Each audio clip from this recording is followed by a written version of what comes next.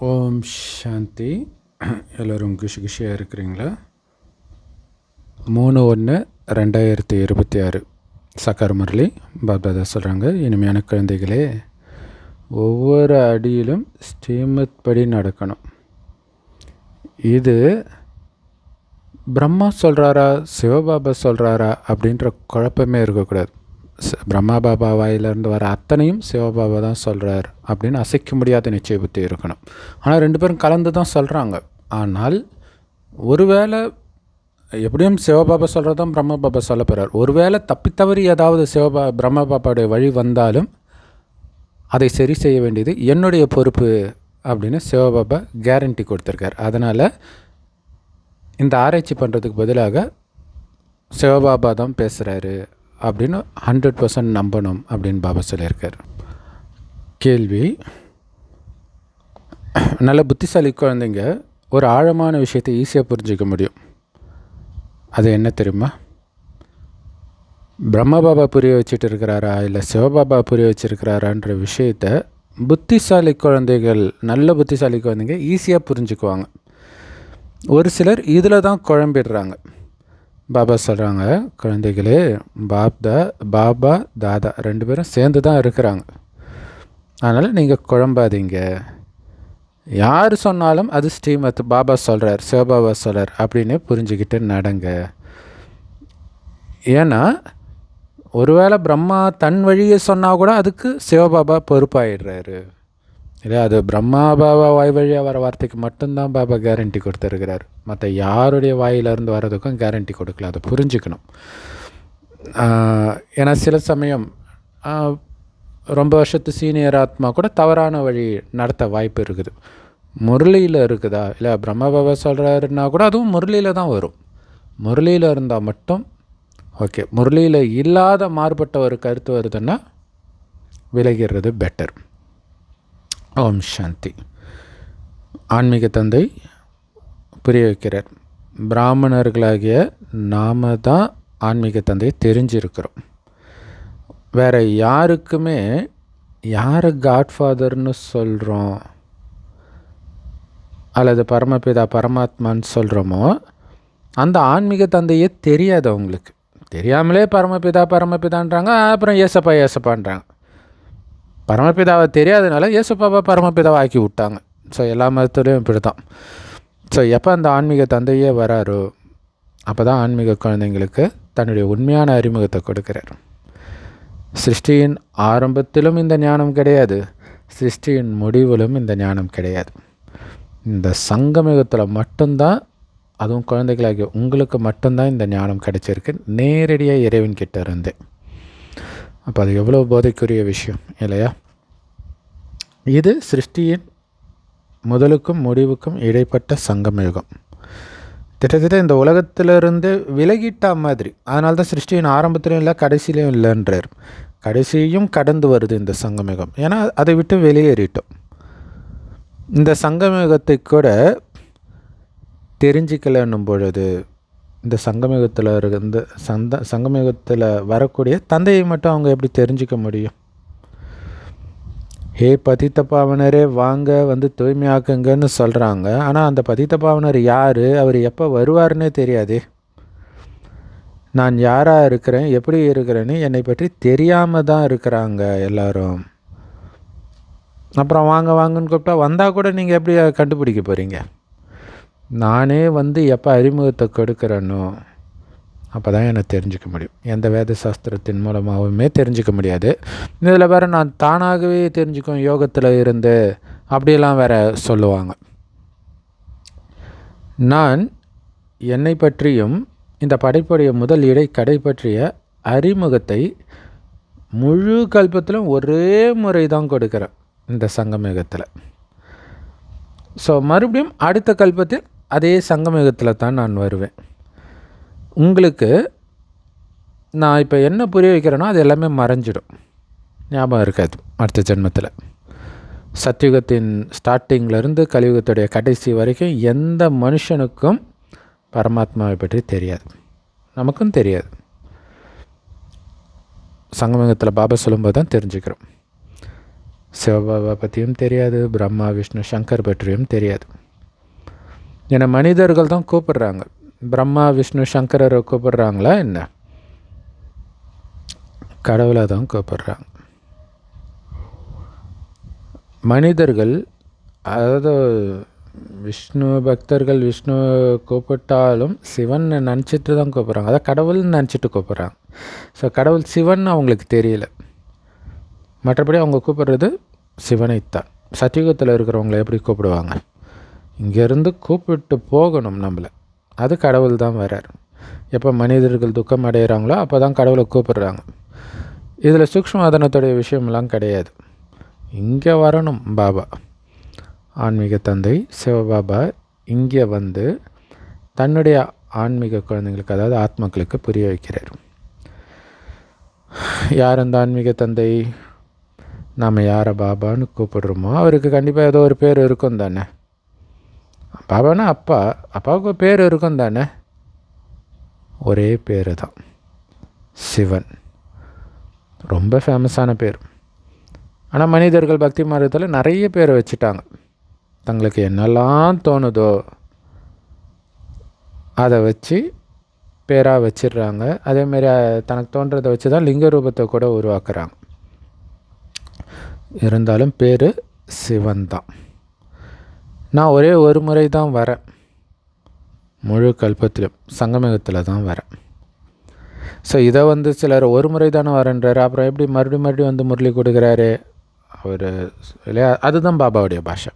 பாபா ஒரு முறை தான் வரேன்றதோடைய அர்த்தம் என்னென்னா சங்கமேகத்தில் மட்டும் வரேன் அப்படின்னு அர்த்தம். அதேமாரி பாபா வந்து அழிவற்ற சிம்மாசனம் அப்படின்னுவார். ஆத்மாவுடைய அழிவற்ற சிம்மாசனம் உடம்பையும் வச்சுக்கலாம், புருவமத்தையும் வச்சுக்கலாம். ஆனால் உடம்பு தான் அழியுமே, அப்புறம் என்ன அழிவற்ற சிம்மாசனம் இல்லையா? அப்போ பாபாவுடைய பாஷை அது இல்லை. அழிவற்ற ஆத்மாவுடைய சிம்மாசனன்றதை பாபா அழிவற்ற சிம்மாசனம் அழிவற்ற சிம்மாசனம்னே சொல்லுவார்.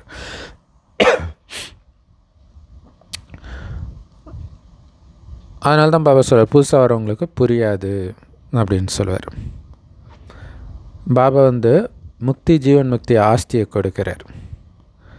மனிதர்கள் முக்தி தாமம் அல்லது நிர்வாண தாமம் அப்படின்ற பேரை சொல்கிறாங்க. இருந்தாலும் அதை பற்றி தெரியாது அவங்களுக்கு. கடவுளை பற்றியும் தெரியாது, தேவதைகளை பற்றியும் தெரியாது.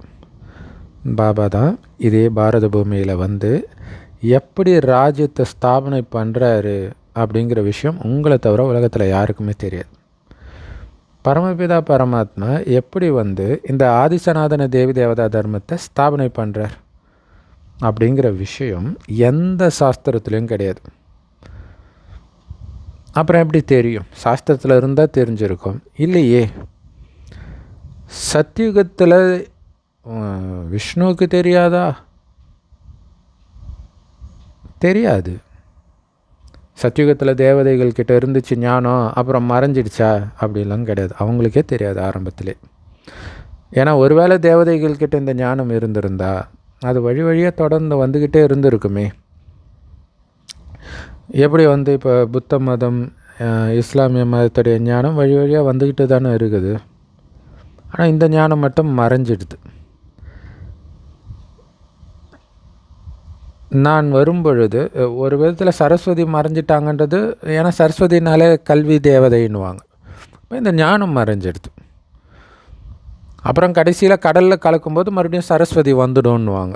கீழே இருந்து ஒரு நதி வந்து கலக்கும் திரிவேணி சங்கமத்தில்னு. அந்த மாதிரி பாபா வரும்போது மறுபடியும் இந்த ஞானம் வருது. பாபா மூலமாக தான் வருது, அந்த கடலில் இருந்து தான் வருது. ஸோ எந்த ஆத்மாக்கள் அழுக்காக ஆகி ராஜ்யத்தை இழந்துட்டு இருக்கிறாங்களோ அவங்களத்தான் நான் மீண்டும் தூய்மையாக்கிறேன் வரும்பொழுது. இல்லை, பாபா வரும்போது எல்லாத்தையும் இழந்தவர்கள் தான் பாபாவை பிடிக்கவும் செய்கிறாங்க. பாரதத்தில் தேவதைகளுடைய ராஜ்யம் இருந்தது. எப்படி இழந்தாங்கன்னு யாருக்குமே தெரியாது இல்லையா? இப்போ மனித வழி வந்து இழக்கத்தான் வைக்கும். அதனால தான் மனித வழியை விட்டுட்டு இறைவனுடைய வழியை மட்டும் பிடிக்கணும். பாருங்கள், குழந்தைங்களுடைய புத்தி எவ்வளோ கீழ்த்தரமாக ஆகி இருக்குது. இப்போ அப்படின்னு பாபா சொல்கிறார். நான் குழந்தைங்களுக்கு இந்த ஞானத்தை கொடுத்து பாக்கியத்தை கொடுக்குறேன். இந்த ஞானத்தை கொடுக்குறதுனாலே பாக்கியத்தை கொடுக்குறாருன்னு தான் அர்த்தம். பிறகு எல்லாருமே மறந்துடுறாங்க. கடவுளை பற்றியும் மறந்துடுறாங்க, அவர் கொடுத்த ஞானத்தை பற்றியும் மறந்துடுறாங்க. எப்படி வந்தார், எப்படி ஞானத்தை கொடுத்தாரு, எதுவும் தெரியாது. அதனால் கடவுளே வரமாட்டார், எங்கும் நிறைந்தவர், அப்படி இப்படின்னு என்னென்னமோ சொல்லிட்டாங்க. அதுவும் நாடகத்தில் பதிவாகி இருக்குது. ஸோ குழந்தைங்க பாபா கொடுக்குற ஞானத்தை சிந்தனை செய்கிறதுக்கு, இந்த ஞான கடலை கடையிறதுக்கு உயர்ந்த புத்தி இருக்கணும். நீங்கள் இந்த ஞானத்தை, அதாவது சாஸ்திரங்களை படிச்சிங்களே இவ்வளோ நாளாக பக்தி மார்க்கத்தில், அதெல்லாம் நீங்கள் ஒன்றும் சத்தியுகம் திரேதாயுகத்திலெல்லாம் படிக்கலை. உண்மையில் அங்கே சாஸ்திரங்கள்லாம் கிடையாது. அதே நேரத்தில் இந்த ஞானமும் கிடையாது. ஏன்னா அங்கே மறந்துடுறீங்க. பிறகு கீதை போன்ற சாஸ்திரங்கள் எங்கேருந்து வந்தது? யாரெல்லாம் இந்த பாபா கொடுக்குற ஒரிஜினலான கீதையை கேட்டு இந்த பதவியை அடைந்தார்களோ அவங்களுக்கே இந்த ஞானம் எதுவுமே தெரியாத போது, மறந்து இருக்கும் பொழுது சத்தியுகத்தில், பிறகு மற்றவங்க எப்படி இந்த ஞானத்தை தெரிஞ்சிக்க முடியும்? தேவதைகள் கூட இதை தெரிஞ்சிக்க முடியாது. இதுதான் சிதம்பர ரகசியம் இல்லையா? எல்லாம் மறைஞ்சு போயிடுது, மறந்து போயிடுது. நாம் எப்படி மனுஷன்லேருந்து தேவதையை ஆனோம் அப்படின்னு யாருக்குமே தெரியாது. தேவதைகளுக்கே தெரியாது. எப்படி தேவதையானோன்னு அவங்களுக்கே தெரியாது. இது எவ்வளோ பெரிய ஆச்சரியம். இப்போ கூட எப்படி ஏழையானாங்க, எப்படி பணக்காரங்களாக இருக்கிறாங்க, எப்படி ஊனமாக பிறக்கிறாங்க, ஏதாவது தெரியுமா நமக்கு? எல்லாம் மறந்துடுறோம்ல. ஆனால் முன்ஜென்மங்களில் செய்த பாவம் தான். பட் என்ன பண்ணோன்னு ஞாபகம் இல்லையே. அதே மாதிரி அங்கே என்ன புண்ணியம் பண்ணி இப்படி வந்தோன்றது தெரியாது. ஒரு காலத்தில் இந்த உலகம் துக்கம் நிரம்பிய கலியுகமாக இருந்துச்சுன்றது கூட தெரியாது. அது எவ்வளோ சூப்பராக இருக்கும் இல்லையா? ஸோ அந்த தேவதை ஆகிறதுக்கு முயற்சி பண்ணுற அந்த பார்ட்டு சொர்க்கத்தில் முடிஞ்சிடுச்சு. அதனால் அது தேவைப்படலை. ஏன்னா அது ஆக்சுவலாக அந்த முயற்சி பண்ணும்போது பலவிதமான தடைகள் வரும், எல்லாமே வரும் இல்லையா? ஸோ ஒரு விதத்தில் அது தெரிஞ்சால் கூட மேபி துக்கம் வந்துடலாம். அதுவும் ஒரு காரணம் அங்கே அது ஞாபகம் இல்லாமல் இருக்கிறதுக்கு. இப்போ பக்தி மார்க்கத்தில் ராமருடைய கதை, இயேசுடைய கதையெல்லாம் படிக்கும்போது யாருடைய கதையோ நினச்சிட்டு பார்த்துட்டு இருக்கிறாங்க. அதனால் அவங்களுக்கு தெரியல. ஆனால் இப்போ பாபா கிடைச்சிட்டார். அதனால் நமக்கு அது ஒரு பெரிய விஷயமாக தெரியல. உங்களுடைய பாக்கியம் ஸ்டார்ட் ஆச்சு சத்தியுகத்தில் இருந்து. அதனால் இந்த ஞானம் அங்கே எப்படி இருக்க முடியும்? இதோடைய பலனை அங்கே அனுபவிக்கிறீங்க. ஸோ முந்தைய கல்பத்தை மாதிரி மீண்டும் இந்த ஞானம் உங்களுக்கு இப்போ கிடைச்சிட்டு இருக்குதுன்னு பாபா சொல்கிறார். உங்களுக்கு ராஜயோகத்தை கற்றுக் கொடுத்து அதோடைய பலனை பாபா கொடுக்குறார். பிறகு பாருங்கள், ராஜயோகத்தை கற்றுக் கொடுத்து அதோடைய பலன். அங்கே முருகன் பிள்ளையாருக்கு போட்டி வைக்கிறாங்க இல்லையா, ஞானப்பழம், அது பலன், ஞானத்துடைய பலன். ஞானத்துடைய பலனை யார் அடைவா? பாபாவை தவிர வேறு எந்த நினைவும் இல்லாதவங்க தான் அடைவாங்க. அதை தான் பிள்ளையார் அடைஞ்சிடுறார். எனக்கு அவர் தான் உலகமே, அவரை தவிர எந்த நினைவும் இல்லைன்னா அதான் அர்த்தம். கடவுளே உலகமாக இருக்குது, அதனால் அடையிறார்.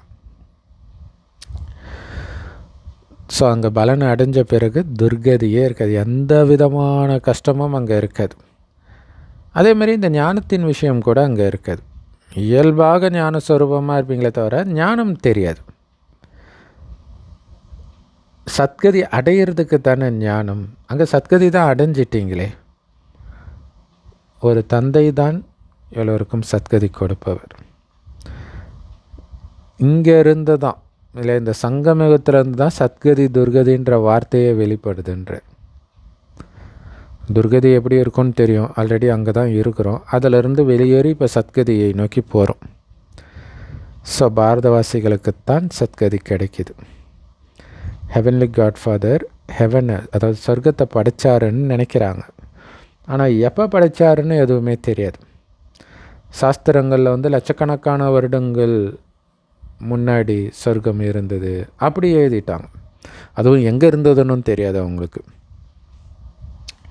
குழந்தைகளே, உங்களுக்கு மீண்டும் அந்த சொர்க்கத்தை உருவாக்கக்கூடிய ஞானத்தை கொடுக்குறேன். சொர்க்கத்துக்கு போய் உயர்ந்த பதவி அடையிறதுக்கான ஞானத்தை கொடுக்குறேன். சொர்க்கத்துக்கு போன பிறகு இந்த ஞானம் முடிஞ்சிடும். சரி, ஞானம் மறந்துடும் முடியாது. ஏன்னா இந்த ஞானத்துடைய பலனும் இருக்குது இல்லையா, அதையும் சேர்த்து ஞான மார்க்கம் தான் சொல்கிறோம். அடுத்தது அந்த ஞானத்துடைய பலனும் எப்போ முடியுதோ அது சத்தியுக திரேதாயுக இறுதியில் முடியும். அப்போ அங்கேருந்து பக்தி ஸ்டார்ட் ஆகுது. துவாபர தொடக்கத்திலிருந்து அரை கல்பம் ஞானம் இருக்கும், அரை கல்பம் பக்தி இருக்கும். இது கூட யாருக்குமே தெரியல.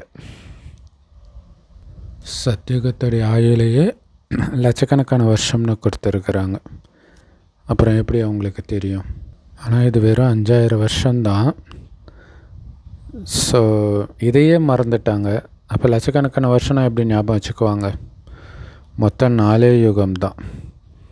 4 யுகத்துக்கும் சமமான காலம் இருக்குது. 1250 வருடம் தான் ஒவ்வொரு யுகமுமே. ஆனால் பிராமணர்களாகிய உங்களுடைய இந்த சங்கம யுகம் மட்டும் ரொம்ப சின்னது, வெறும் 100 வருடம்.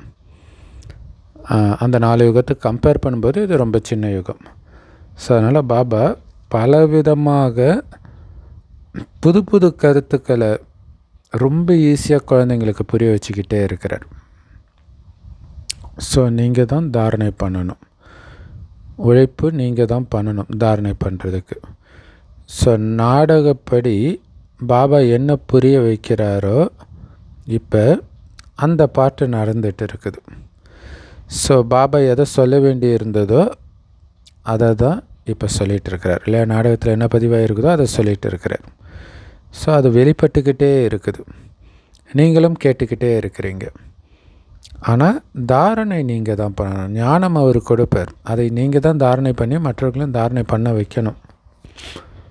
ஸோ பாபா ஒன்றும் தாரணை பண்ண வேண்டிய அவசியம் கிடையாது இல்லையா. உங்களுக்கு நான் சொல்கிறேன், தாரணை செய்ய வைக்கிறேன். ஸோ தூய்மையற்றவர்களை தூய்மை ஆக்கக்கூடிய பார்ட் பாபா ஆத்மாவில் பதிவாக இருக்குது. முந்தைய கல்பத்தில் நான் எதை புரிய வச்சேனோ அதே தான் இப்போவும் வெளிப்பட்டுட்டு இருக்குது, அதே தான் புரிய வைக்கிறார். ஸோ நான் என்ன சொல்ல போகிறேன் அப்படின்னு முன்கூட்டியே எனக்கு தெரியாது. இது எவ்வளோ பெரிய விஷயம் இல்லையா. இவருடைய ஆத்மா வேணும்னா இந்த ஞானத்தை சிந்தனை செஞ்சிட்டு இருக்கலாம். மற்றபடி பாபா எதையும் சிந்தனை பண்ணல, தானாக நாடகத்தின்படி பாபா என்ன பேசணுமோ அதை பேசுகிறார். மற்றபடி இந்த பிரம்ம பாபா ஞான மனனம் செஞ்சிட்டு இருக்கிறாரா அல்லது சிவபாபா சொல்கிறாரா அப்படிங்கிறது ரொம்ப ஆழமான விஷயம். இதில் ரொம்ப புத்தி இருக்கணும். யார் நல்ல சேவையிலே மூழ்கி இருக்கிறாங்களோ அவங்களுக்கு தான் இந்த ஞான சிந்தனை நடந்துட்டு இருக்கும். உண்மையிலே கன்னிகைகள் பந்தனத்திலேருந்து விடுபட்டவர்களாக இருக்கிறாங்க இல்லையா. பந்தனத்தில் போய் சிக்கலை கல்யாணம் பண்ணாதனால. அதனால் அவங்க இந்த ஆன்மீக படிப்பில் ஈடுபட்டுடணும். ஏன்னா எந்த பந்தனமும் இல்லை இல்லையா, ரொம்ப ஈஸி அவங்களுக்கு. அதனால் அவங்க நல்லா முன்னேறலாம் குமாரிகள். ஏன்னா அவங்களுக்கு வேலையே இந்த ஞானத்தை படிக்கிறதும் மற்றவர்களுக்கு சொல்லிக் கொடுக்கறதும் தான். அவங்களுக்கு சம்பாதிக்க வேண்டிய அவசியம் கிடையாது. குமாரிகள் நல்ல முறையில் இந்த ஞானத்தை புரிஞ்சுக்கிட்டாங்க அப்படின்னா எல்லோரையும் விட நல்லவர்களாக இருப்பாங்க. அப்போ பாங்க, இந்த ஞானம் புரிஞ்சிட்டா எந்த அளவுக்கு புரிஞ்சுக்கிறோமோ அந்த அளவுக்கு நல்லவராக இருப்பாங்க. ஸோ புத்திசாலியாக இருந்தாங்க அப்படின்னா அவ்வளோதான், உடனே இந்த ஆன்மீக சம்பாத்தியத்தில் ஈடுபட்டுருவாங்க இல்லையா. இதுக்கப்புறம் அந்த சம்பாத்தியம் நமக்கு எதுக்கு அப்படின்ட்டு. ஒரு சிலரோ ஆர்வத்தோட லௌகீக கல்வியை படிச்சுக்கிட்டே இருக்கிறாங்க, ஆனால் அதனால் எந்த லாபமும் கிடையாது. நீங்கள் இந்த ஆன்மீக படிப்பை படித்து சேவையில் ஈடுபட்டுடுங்க. ஸோ அந்த படிப்பு வேலைக்கு ஆகாது. படிச்சுட்டு கல்யாணம் தான் பண்ணிட்டு போயிடுறாங்க இல்லையா. பெரும்பாலும் பெண்கள் படித்து வேலைக்கு போகிறது கிடையாது, கணவன்மார்கள் அனுப்புகிறதும் கிடையாது. அப்போ அதை கஷ்டப்பட்டு படிக்கிறது எதுக்கு, வேஸ்ட்டு தானே. இல்லறத்தில் தாய்மாராகி குடும்பத்தை பார்த்துட்டு இருக்கிறாங்க. ஸோ அதனால் கன்னிகைகள் இந்த ஞானத்தில் ஈடுபட்டுடணும். ஒவ்வொரு அடியிலும் ஸ்ரீமத் படி நடந்து தாரணை பண்ணிக்கிட்டே இருக்கணும். மம்மா ஆரம்பத்திலே வந்தாங்க. உடனே இந்த படிப்பில் ஈடுபட்டுட்டாங்க. ஆனால் எத்தனையோ குமாரிகள் காணாமல் போயிட்டாங்க, பாபா விட்டு போயிட்டாங்க திருமணமாகி. ஸோ குமாரிகளுக்கு நல்ல வாய்ப்பு இந்த ஞானத்தில் முன்னேறி போகிறதுக்கு. ஸ்ரீமத் படி நடந்தாங்க அப்படின்னா மிகவும் முதல் தரமானவர்களாக ஆகிடுவாங்க. இது பாபா சொல்கிற ஸ்ரீமத்தா அல்லது பிரம்மாவுடைய வழியா அப்படின்னு நிறைய பேர் குழம்பிடுறாங்க. ஸோ பிரம்மா பாபா கூட சிவபாபாவுடைய ரதம் தானே. ஸோ 2 பேரும் சேர்ந்து தான் பேசுவாங்க. ஒருவேளை பிரம்மா பாபா சொல்கிறதுல ஏதாவது தப்பு வந்துட்டால் கூட நீங்கள் ஸ்ரீமத் படி நடந்துக்கிட்டே இருந்தீங்க அப்படின்னா சிவபாபா தானாகவே அதை சரி செஞ்சுடுவாங்க. அப்போ சரியாகும்போது நம்ம தெரிஞ்சுக்கலாம், ஓகே இது பிரம்மா பாபா சொல்லியிருக்காரு, அதான் சிவபாபா இதை மாற்றி சொல்கிறாரு இப்போ அப்படின்ட்டு. ஏன்னா ஸ்ரீமத் சிவபாபா மூலமாக தான் கிடைக்கிது. சரி, சிவபாபா கொடுக்குறாரு, ஆனால் பிரம்மா மூலமாக தான் கிடைக்கிது. அதனால் பிரம்மா வாய் வழியாக வர அத்தனையுமே ஸ்ரீமத் சிவபாபா சொன்னது தான்னு புரிஞ்சுக்கோங்க.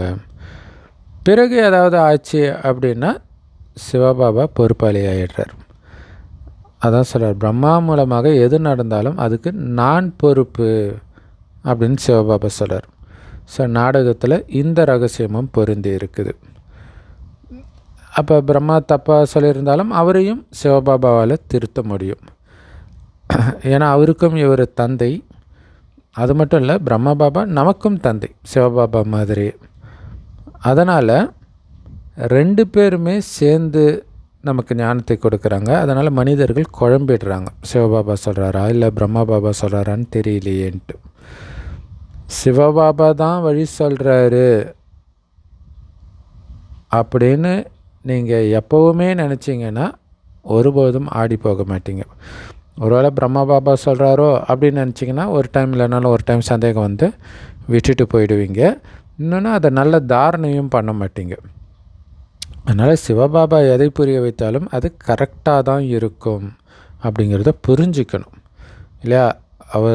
மனித வழி உங்களை தவறான வழிக்கு தான் இட்டுட்டு போகும். ஃபஸ்ட்டு நல்லா ஒரு தப்புன்னா கூட நான் இருக்கிறேன், நீ பண்ணு, நம்ம பார்த்துடலான்னு கடைசியில் ஒரு டைமுக்கு அப்புறம் மாட்டிக்குவீங்க. ஆனால் பாபா சொல்கிற வழி கஷ்டமான வழி மாதிரி இருக்கும், ஆனால் அதில் தான் பாதுகாப்பு இருக்குது. பாபா நீங்கள் தான் என்னுடைய அப்பா, டீச்சர், குரு அப்படின்னு சொல்கிறீங்க இல்லையா. அப்போ அவருடைய ஸ்ரீமத் படி தானே நடக்கணும். பாபா என்ன சொல்கிறாரோ அதன்படி மட்டும் நடங்க. எப்போவுமே சிவபாபா தான் சொல்கிறாருன்னு உணரணும். அவர் நன்மை செய்யக்கூடியவர். பிரம்மா பாபா அவருடைய ரதம். அதனால் இது பிரம்மாவுடைய ஆலோசனையா அல்லது சிவபாபாவுடைய ஆலோசனையா தெரியலையே அப்படின்னு ஏன் குழம்புறீங்க? ஏன் சிவபாபா தான் சொல்கிறாருன்னு ஏன் நினைக்க மாட்டீங்க? ஸோ யார் பேசினாலும் சிவபாபா சொல்கிறதாவே நினைங்கன்றதும் ஸ்ரீமத்து தான். அதை நீங்கள் செஞ்சுக்கிட்டே இருங்க. மற்றவர்களுடைய வழியில் நீங்கள் ஏன் வரீங்க, ஏன் தான் வரீங்களோ தெரியலையேன்னாங்க. ஏன்னா மற்றவங்க அப்படி சொல்லுவாங்க, பிரம்மா பாபா தான் சொல்கிறாருன்னும்போது அதை கேட்டு சீரியஸாக எடுத்துக்கிட்டு பாபா விட்டு போயிடுறாங்க. ஸோ ஸ்ரீமத் படி நடந்தீங்கன்னா ஒருபோதும் தூங்கி விழ மாட்டீங்க. ஆனால் ஸ்ரீமத் படி நடக்க முடியல, அதனால் குழம்பிடுறீங்க. நீங்கள் ஸ்ரீமத் மேலே நிச்சயம் வச்சிங்கன்னா அதுக்கு நான் பொறுப்பு அப்படின்னு சிவபாபா சொல்கிறார். ஆனால் நீங்கள் நிச்சயமே வைக்கலை அப்படின்னா நானும் பொறுப்பாளி கிடையாது. ஸ்ரீமத் படித்தான் நடக்கணும் அப்படின்னு எப்போவுமே புரிஞ்சுக்கோங்க. ஸோ அவர் என்ன சொன்னாலும் சரி, நம்ம அணைத்தாலும் அடித்தாலும் அவரை விட்டு நான் போக மாட்டேன் அப்படின்னு பாட்டு இருக்கு இல்லையா, அது சிவபாபாவுக்கான பாடல். ஆனால் பாபா இங்கே ஒன்றும் உதைக்கிற விஷயமெல்லாம் கிடையாது. ஆனால் இங்கே பாபா மேலே நிச்சய புத்தி வர்றது அவ்வளோ கஷ்டமாக இருக்குது யாருக்கும். ஒருவேளை அந்த நிச்சய புத்தி மட்டும் முழுசாக வந்துடுச்சுன்னு வச்சுங்களேன், கர்மாதீத்த நிலை ஏற்பட்டுடுன்றது. ஏன்னா நிச்சய புத்தி வருதுன்னா அப்படியே அதையே ஃபாலோ பண்ணுறது இல்லை. இப்போ பாபா நேற்று முறையில் சொன்னார், ஆத்மாபிமானியாக இருங்க. அது இல்லாதனால்தான் தேக உணர்வு வருது, விபச்சார நினைவாயிடுது, கலப்பட நினைவாயிடுதுன்றார். ஸோ இதில் ஐயோ இந்த மாதிரி வார்த்தையெல்லாம் பாபா யூஸ் பண்ணுறாரு, நம்ம இனி யாரையுமே நினைக்கக்கூடாது அப்படின்னு அந்த அளவுக்கு நிச்சய புத்தி வந்துடுச்சுன்னா அவரை மட்டும் நினச்சிட்டு இருப்போம். இப்போ மற்றதை நினைக்கிறீங்கனால அந்த அளவுக்கு நிச்சய புத்தி இன்னும் வரலை அப்படின்னு தான் அர்த்தம். ஏன்னா அந்த நிலை வர்றதுக்கு நேரம் எடுக்கும், அது கடைசியில் தான் நடக்கும். ஸோ இதில் மிகவுமே உறுதியான நிச்சயம் இருக்கணும். சிவபாபா மூலமாக ஒருபோதும் எந்த ஒரு தப்பும் நடக்க வாய்ப்பே கிடையாது. பிரம்மா மூலமாக வேணால் தப்பு நடக்கலாம், ஆனால் இங்கே 2 பேருமே சேர்ந்து இருக்கிறாங்க. அதனால் சிவபாபா தான் புரிய வைக்கிறாருன்னு நிச்சய புத்தி இருக்கணும் உங்களுக்கு. இன்னும் கேட்டிங்கன்னா ஒரு சிலர் யார் சொன்னாலுமே சிவபாபா தான் சொல்கிறாருன்னு நினைப்பாங்க. பாபா அப்படி சொல்லலை இல்லையா. ஆனால் அதை மற்றவங்க சொன்னால் கூட இது சிவபாபாவுடைய வழி அப்படின்னும் போது அதை ஏற்றுக்கலாம், சிவபாபாவை சொல்கிறதாக. ஆனால் பிரிக்கணும், இது சிவபாபா வழி தானான்ட்டு. ஆனால் பிரம்மா பாபா வாய் வழியாக வந்துச்சுன்னா கண்ணை மூடிட்டு நீங்கள் ஃபாலோ பண்ண வேண்டியது தான் சிவபாபாவுடைய வழி தான் அப்படின்ட்டு. ஸோ சிவபாபா தான் புரிய வைக்கிறார் நிச்சய புத்தி வைத்து, அதன்படித்தான் நாம் நடக்கணும். ஸோ அதனால் எப்போவுமே இது சிவபாபாவுடைய ஸ்ரீமத்துன்னே புரிஞ்சிக்கிட்டு நடந்துக்கிட்டு இருங்க. அப்போ தான் தப்பானது கூட சரியானதாக ஆகிடும் அப்படிங்கிறார் இல்லையா. பாபா சொன்னார், அதை பண்ணுறேன், அவ்வளோதான். சில இடங்களில் தப்பாகவும் புரிஞ்சிக்கிறாங்க. சிவபாபா மற்றும் பிரம்மா பாபாவுடைய முரளியை கூட ரொம்ப நல்ல முறையில் புரிஞ்சுக்கணும் இல்லை. இந்த ஞானத்தையே தவறாக உள்டாவாக சொல்லி உருவாகிறது தான் சங்கர் பார்ட்டியே. ஸோ அந்த மாதிரி தப்பாகவும் புரிஞ்சிக்கக்கூடாது. பாபா சொன்னாரா அல்லது இந்த பிரம்மா பாபா சொன்னாரா? பிரம்மா பாபா பேசுகிறதே இல்லைன்னு கிடையாது, அவரும் புரிய வைக்க தான் செய்கிறார். நல்லது. ஒருவேளை இந்த பிரம்மா பாபாவுக்கு ஒன்றுமே தெரியாதுன்னு வச்சுக்குவோம், சிவபாபா தான் எல்லாமே சொல்கிறார், அப்படி புரிஞ்சுக்கோங்கன்றார் இல்லை. பிரம்மா பாபாவுக்கு ஒன்றுமே தெரியாது, சிவபாபா தான் சொல்கிறாருன்னே புரிஞ்சுக்கோங்க. 2 பேர் சேர்ந்து தான் சொல்கிறாங்க, ஆனால் நீங்கள் இப்படி புரிஞ்சுக்கோங்கன்றார். சிவபாபாவுடைய ரதத்துக்கு ஸ்நானம் செய்ய வைக்கிறேன், சிவபாபாவுடைய பண்டாராவுக்கு சேவை செய்கிறேன், இது ஞாபகம் இருந்தால் கூட ரொம்ப ரொம்ப நல்லது, சூப்பராக முயற்சி நடக்கும். இல்லை எது பண்ணாலும் சிவபாபாவோட ரதத்துக்கு, சிவபாபாவோடைய பண்டக சாலைக்கு சேவை பண்ணுறேன் அப்படின்ட்டு சிவபாபாவுக்கு நினைக்கும் போது சிவபாபா நினைவு வந்துடுது இல்லையா. ஸோ இப்படி சிவபாபா நினைவில் இருந்து எது பண்ணாலும் எல்லோரையும் விட முன்னாடி நீங்கள் போக முடியும். ஏன்னா இங்கே முக்கியமான விஷயமே எப்படியாவது சிவபாபா நினச்சிக்கிட்டே இருக்கணும். கடைசி நேரத்தில் அந்த பயத்தில் சிவனை நினைப்பாங்க, அப்போ பயங்கரமாக நினைப்பாங்கன்னே சொல்கிறார். ஆனால் இப்போவே நினைக்கணும், அதுதான் முக்கியம். ஸோ இங்கே முக்கியமானது ஆவண அப்பா மற்றும் ஆஸ்தி, மற்றது எல்லாம் இதோடைய விஸ்தாரம் தான். ஸோ பாபா எதை புரிய வைக்கிறாரோ அதில் கவனம் செலுத்தணும். ஏன்னா பாபா தான் பதித்த பாவனராக ஞானக்கடலாக இருக்கிறார். அசுத்தமான சூத்திரர்களை அவர் தான் பிராமணர்களாக மாற்றி தூய்மையாக்குறார். பிராமணர்களை தான் தூய்மையாக்குறார் இல்லையா. சூத்திரர்களை தூய்மையாக்கிறது கிடையாது. பிராமணன் ஆனால் தான் தூய்மையாகிறதுக்கான ஞானமே எடுக்க முடியும். ஸோ இந்த எல்லா விஷயத்தையும் எந்த பாகவதத்துலேயும் நீங்கள் பார்க்க முடியாது, பாபா கிட்ட மட்டும்தான் இந்த ஞானத்தை கேட்க முடியும். ஏன்னா பாபா சொல்கிற வார்த்தைகள் கொஞ்சம் கொஞ்சம் அங்கங்கே சிதறி கிடக்கலாம். ராதை கிருஷ்ணர் தான் லக்ஷ்மி நாராயணன் ஆகிறாங்கன்றது யாருக்குமே தெரியாது, குழம்பிடுறாங்க இல்லை. லக்ஷ்மி நாராயணன் வேறு யுகத்தை சார்ந்தவங்க, ராதை கிருஷ்ணர் வேறு யுகத்தை சார்ந்தவர்கள், அப்படிலாம் குழம்பிடுறாங்க. தேவதைகள் இருக்கிறது சூரிய வம்சத்தினராக, சந்திர வம்சத்தினராக. அப்புறம் எப்படி துவாபரகத்தில் பிறக்க முடியும் இல்லையா? கிருஷ்ணர் அதே துவாபரகத்தில் இருந்த மாதிரி காட்டிட்டாங்க.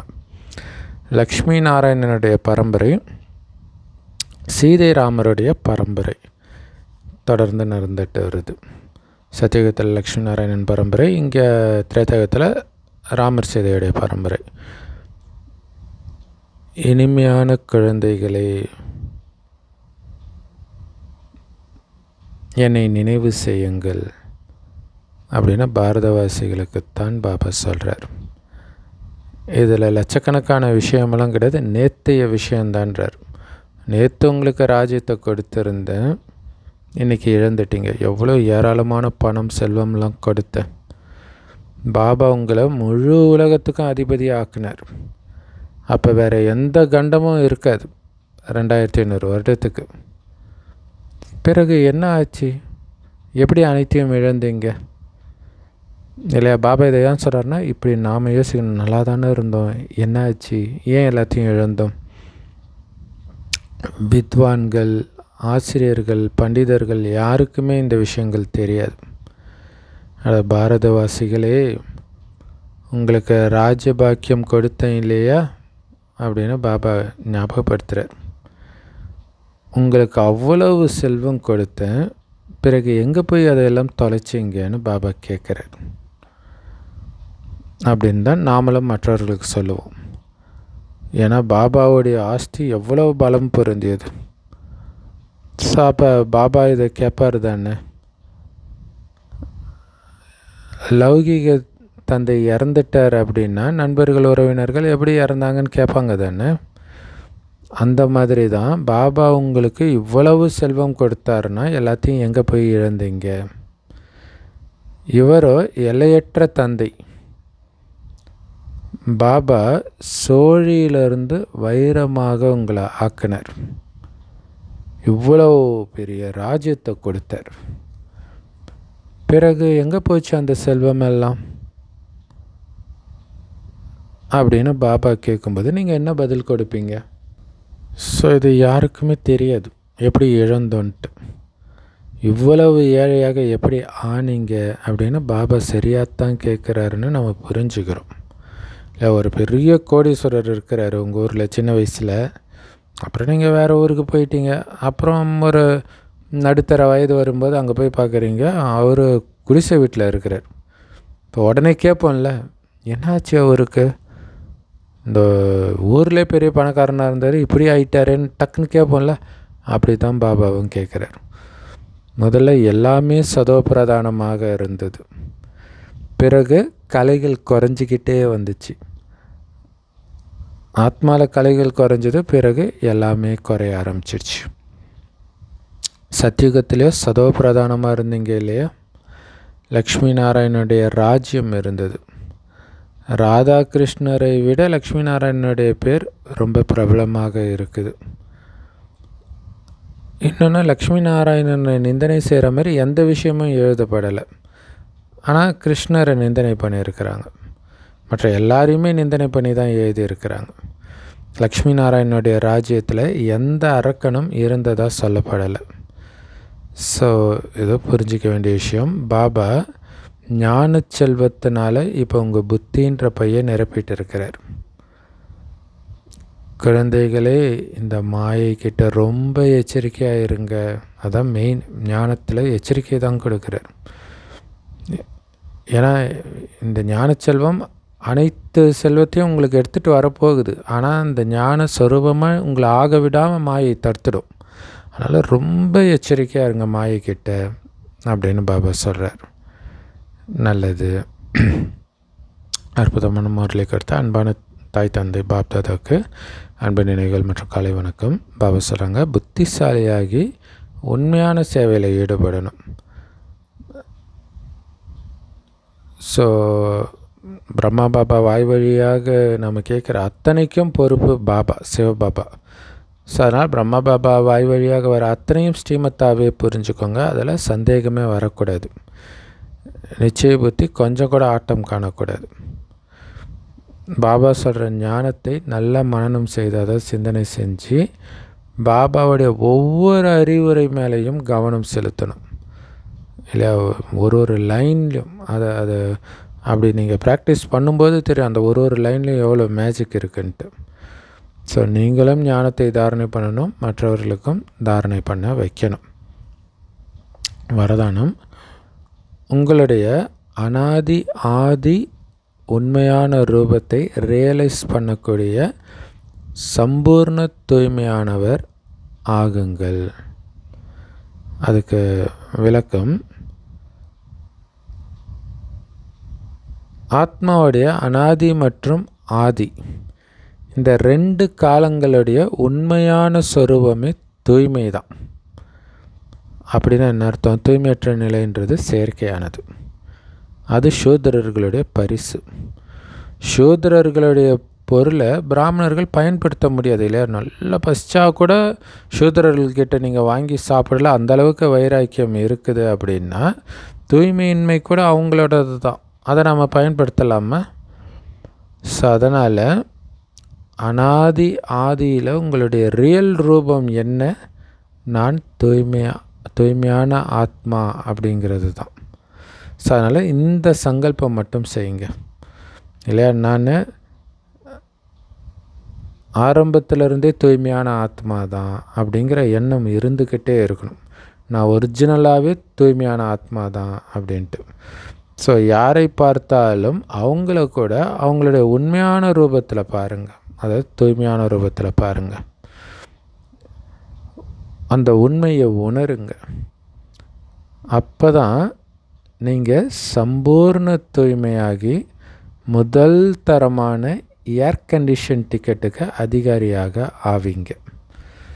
ஸோ அதனால் நீங்களும் ரியல் ரூபத்தில் நிலைச்சிருங்க, மற்றவர்களையும் ரியல் ரூபத்திலே பாருங்கள், தூய்மையின் சொரூபமாகுங்க அப்படின்னு சொல்லியிருக்காரு. ரொம்ப பவர்ஃபுல்லான வரதானம் ஸ்லோகன்.